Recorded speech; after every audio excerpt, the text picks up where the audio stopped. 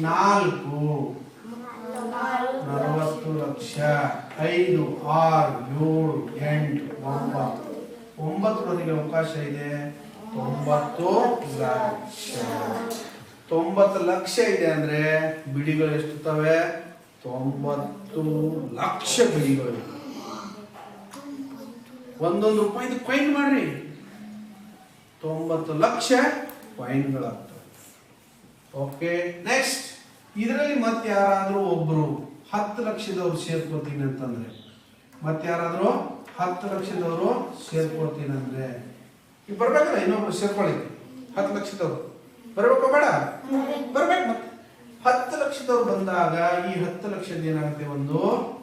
ಗುಂಪಾಗತ್ತೆ 10 ಲಕ್ಷದ ಒಂದು ಗುಂಪಾಗತ್ತೆ ಇದು 9 ಇರೋದು 10 ಆಗಿ 0 ಆಗತ್ತೆ ಇಲ್ಲಿಂದ 1 ಕೋಟಿ 1 ಕೋಟಿ ಬಂದು ಕೋಟಿ ಸ್ಥಾನದಲ್ಲಿ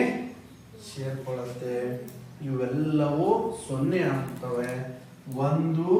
ಕೋಟಿ ನೋಡ್ರಿ 1 ಕೋಟಿಗೆ ಎಷ್ಟು 0 ಇದಾವೆ ನೋಡ್ಕೊಡ್ರಿ 1 2 3 4 5 6 7 0